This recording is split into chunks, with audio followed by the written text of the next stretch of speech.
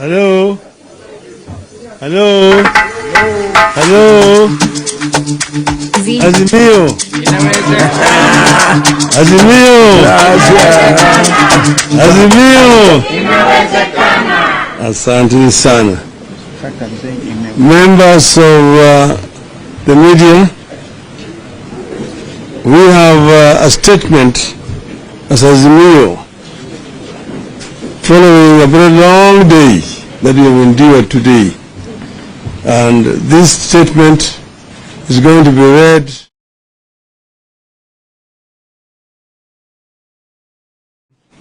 Martha Wangari Karua. We don't go down, eh? We can go down. We can go leave you. If you okay. Yesterday, we made our final pronouncement regarding the protests that have taken place today. We said the protests would be peaceful and in strict compliance with our constitution.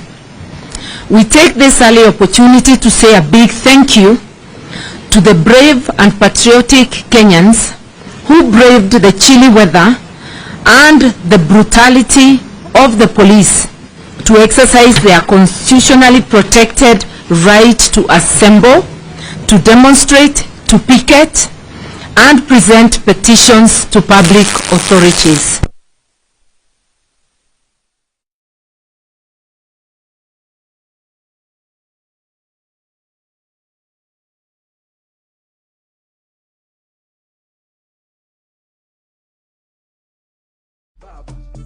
Sini wa baba, baba, baba, jeshi ya baba.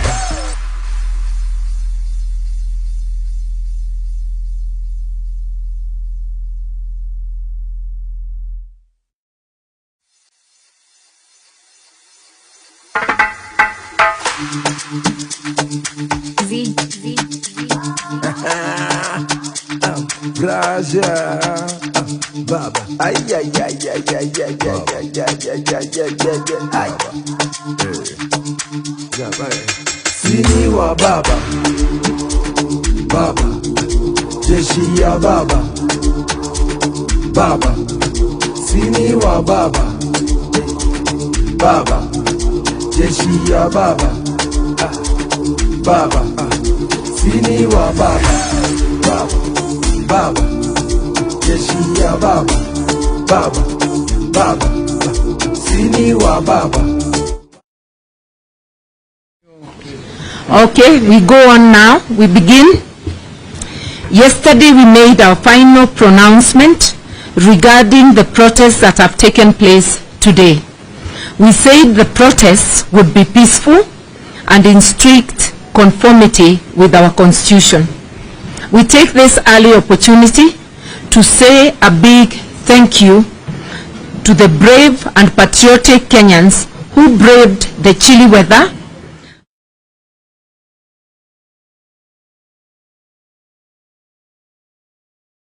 to assemble, demonstrate, picket, and to present petitions to public authorities.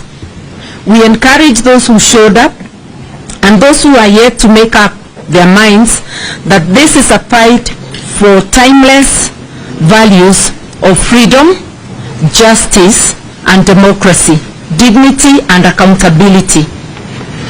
We had hoped that given the constitutional protection that our protests enjoy, the illegitimate Kenya Kwanza regime would let Kenyans express their opinion and fight for the country they love so much. That was never to be. Instead, at the break of dawn, police got stationed in all parts of Nairobi metropolis and the city center to prevent us from proceeding with our peaceful protests as we had planned. And it was not only the police who were unleashed. As we had earlier warned, hooligans hired by the Kenya Kwanza illegitimate regime were unleashed to cause mayhem and destroy property and blame it on our peaceful protests. These hooligans, who we are aware were acting under the command of one Rigathi Gachagua and Moses Kuria, were identified and recruited at a meeting in Thika a few days ago. They were then ferried to Nairobi last night. They have beaten up innocent citizens going about their normal activities, stoned motorists and burnt vehicles in a vain attempt to make or to fulfill the prophecies of Kenya Kwanza, claiming that our demonstrations are not peaceful. Unfortunately, because of the mayhem, we were not able to present the critical petitions to the 4 offices as planned. As we said yesterday, we intended to present petitions to the IEBC showing that the results it announced last August were doctored and demand an audit of the servers. We also intended to petition against the sacking of the 4 commissioners. The sacking presents a dangerous precedent in which all future elections, all commissioners will be expected to agree with the chairperson, effectively making elections a one-person show. Actually, it's criminalizing dissent by a commissioner within a commission or even one person within a board.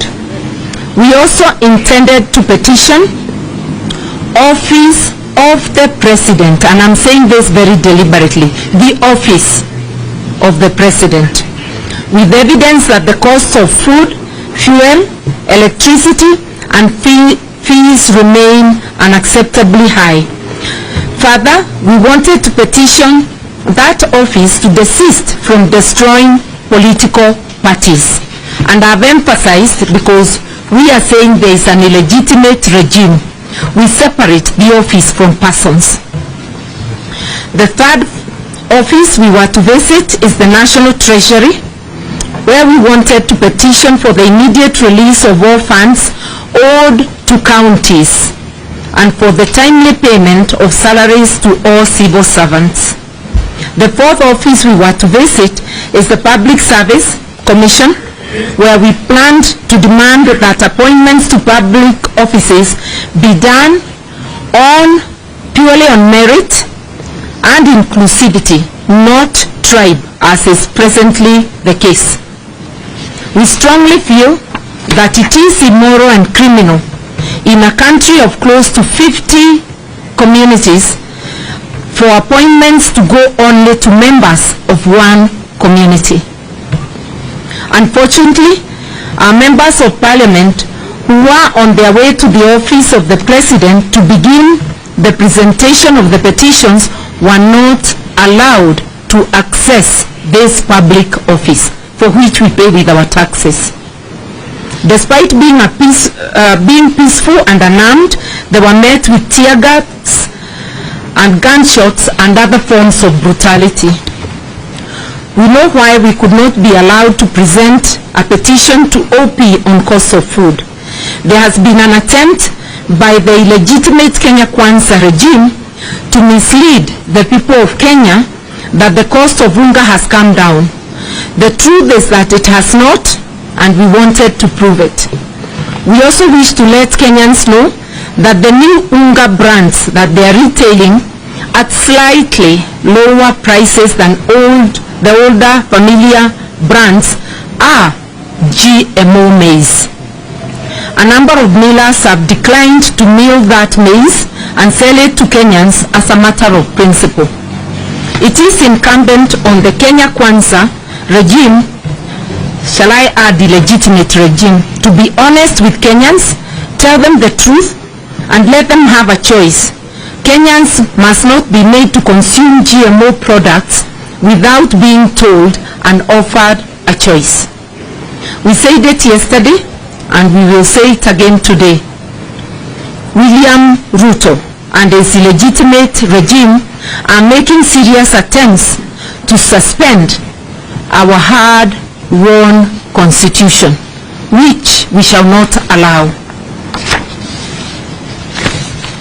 End of the statement.